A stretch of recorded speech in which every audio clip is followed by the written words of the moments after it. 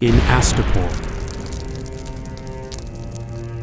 In Astapor, Daenerys, accompanied by Esser Jorah Mormont and Esser Barristan Selmy, walks along a seawall known as the Walk of Punishment. Here, any slave who showed insubordination of any type is strapped to a cross and left to die out in public as a warning to all other slaves. Daenerys offers a condemned man water, but he refuses to drink, saying he just wants to die quickly. Jorah and Barristan continue to disagree on whether or not Daenerys should purchase the Unsullied. Jorah insists that it is their only chance to get an army, but Barristan believes this is not the honorable way, as slavery is illegal and abhorred in the Seven Kingdoms. Jorah claims that not only will the slave soldiers be treated better in her service, but innocent people will also be spared in war, because the Unsullied only do as they are ordered. They have no human or masculine urges in their bodies, and therefore will not kill civilians or rape innocent women, unlike most male soldiers who would succumb to those urges in the heat of battle. Barristan retorts that when her older brother Rhaegar led his army in the Battle of the Trident, men fought and died for Rhaegar because they believed in him, because they loved him, not because they were slave soldiers whose free will had been stripped away. Jorah responds that Rhaegar indeed fought honorably and nobly, but that in the end Rhaegar died.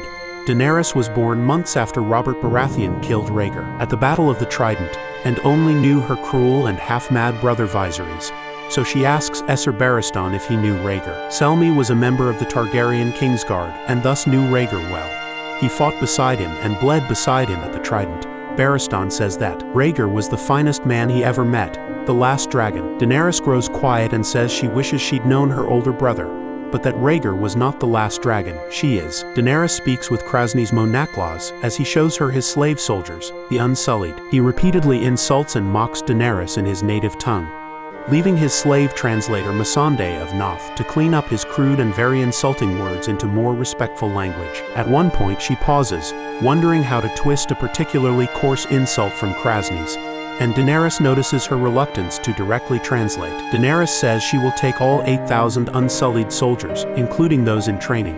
Kraznys laughs and retorts that she can barely afford 100 Unsullied. Daenerys surprises him by telling him she has dragons, and is willing to trade one. This offer stops Kraznys in his tracks, yet Daenerys repeatedly affirms that he may only have one of her dragons. They strike a deal that she may have all the Unsullied soldiers in exchange for her biggest dragon. Both Jorah and Selmy strongly object, and pled to Daenerys that while soldiers are valuable, it is dragons that will ultimately win her the Iron Throne. She ignores them, and concludes the deal with Kraznys, and also demands Missandei as a token of faith. Upon leaving the room, she scolds Jorah and Selmy, telling them that while she values their advice, they should never again question her in public. Daenerys speaks with Missandei and asks her if she has a family. She says no. Daenerys tells her of the man who turned down her offer of water, and asks why he would simply say, "Let me die." Missandei replies that in the afterlife there is no master. Thus, the man would rather be dead than alive in Slaver's Bay.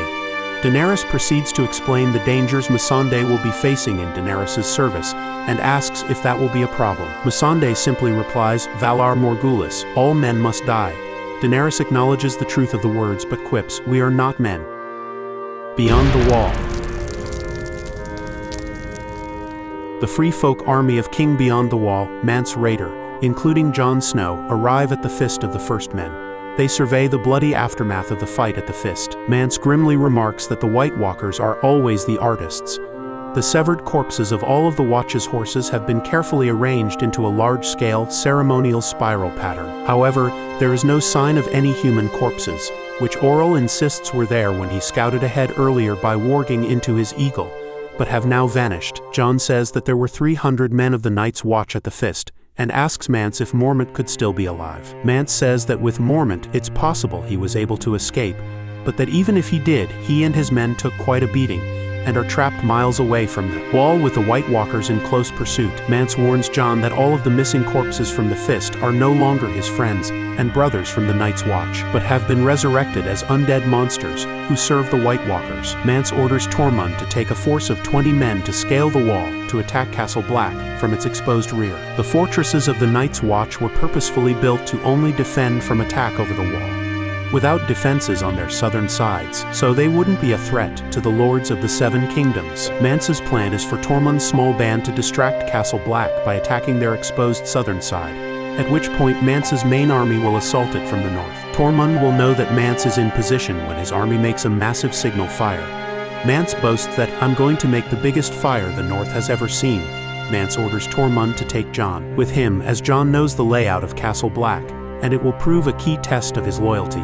If it turns out that he won't really betray the Night's Watch, Tormund can easily throw him off the wall to his death. Farther south, Lord Commander Jeor Mormont leads the ragged survivors of the Night's Watch expedition to Craster's Keep. Craster mocks the survivors of the fight at the Fist when they reach his keep.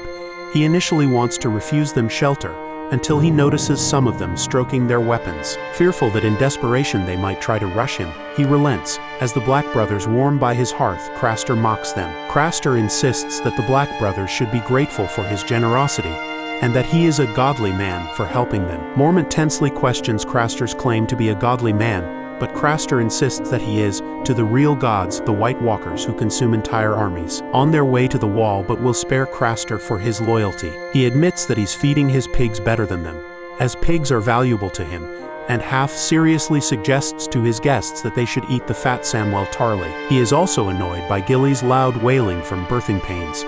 Sam leaves the main house to a birthing hut where he witnesses Gilly giving birth with the aid of a few other women. To her horror, the baby is a boy. Sam and Gilly wordlessly realize that Craster will want to sacrifice him to the White Walkers. At River Run. At River Run in the Riverlands, the castle seat of House Tully, the funeral of the recently deceased Lord Hoster Tully is held on the banks of the Red Fork of the Trident River. King Robb Stark has arrived with the main force of the Northern Army, and he helps launch his maternal grandfather's funeral boat, along with Hoster's younger brother Brynden, the Blackfish Tully. Catelyn and Robb's new wife, Queen Talisa, look on with the assembled crowd of bannermen on the dock. Hoster's youngest child, Catelyn's younger brother Edmure Tully, attempts to light the funeral boat on fire with a flaming arrow but fails 3 times. Just as the boat is about to disappear around a bend of the river, Brynden pushes his nephew out of the way and skillfully makes the shot. Knowing his accuracy was true and the shot would hit the boat, the Blackfish turns around to walk away, dismissively showing up Edmure at the same time as soon as he releases the arrow. In Catelyn's old chamber in the castle, she mourns with her uncle Brynden over her father's death. She asks him if he made peace with his older brother, with whom he had been fighting for the past 30 years. Brynden explains that he did. On his deathbed, Hoster told him to stop calling himself the Blackfish, as it was a stupid joke created over 30 years ago by Brynden, to symbolize his bad relationship with his older brother, and it wasn't very funny to begin with. Brynden emotionally joked back to his dying brother that people had been calling him Blackfish for so long that they'd practically forgotten his real name. Catelyn is happy that her uncle was able to make peace with her father before he passed, and is upset that she couldn't have been there. She reminisces that she watched from this window in her childhood whenever her father left, but now he won't be coming back. She tearfully wonders if her sons Bran and Rickon similarly watched at Winterfell for her return, when she failed to arrive to save them. Brynden insists that neither he nor Robb have given up hope that the boys may be alive and in hiding, and urges her to be strong for Robb. King Robb, Brynden, and Edmure confer in Riverrun's meeting room. The war is not going well for them. The Lannisters have defeated their enemies in the south, and secured King's Landing from attack, as well as a marriage alliance with House Tyrell. They have superior numbers, wealth, and strategic position. Edmure begins to speak of his recent victory at the Battle of the Fords, which pushed the Lannister army under Esser Gregor Clegane from the Riverlands. Robb and Brynden, however, are furious with Edmure. Their grand strategy was to lure Tywin and Gregor's armies into the Westerlands, where they would be vulnerable, out of position, and unable to defend the capital against the Baratheons. Edmure's role in this was to offer token defense as a feint to lure the Lannisters back west across the Red Fork of the Trident. Instead, by successfully attacking the Lannisters at Stone Mill, Edmure kept them penned in the Riverlands, and thus close enough to King's Landing that Tywin was able to rush to the defense of the city at the Battle of the Blackwater. The Starks' strategic position in the war has been ruined. Edmure insists that they took valuable captives in the battle, Willem and Martin Lannister, but Robb angrily points out that he didn't stop fighting because his sisters are held captive. Considering that Tywin didn't stop to negotiate when his own eldest son was captured, taking his younger nephews hostage will have no impact on the war. Edmure tries to at least point out that they lost only 200 men at Stone Mill, and multiple Lannister soldiers died for every man they lost, at which Robb cuts him off and shouts that they need their men more than Tywin Lannister needs his, who already outnumber the Starks significantly. At this point, the Lannisters are in such a good strategic position that they can afford to be patient and grind down Robb's forces through simple attrition. In the prison cells at Riverrun, Queen Talisa bandages the minor wounds of Willem and Martin Lannister.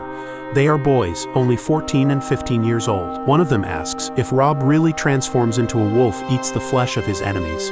Talisa says yes, but that he does not eat the flesh of children, except during the full moon. She asks a guard if it's currently a full moon, and reassures the now terrified child that he is safe.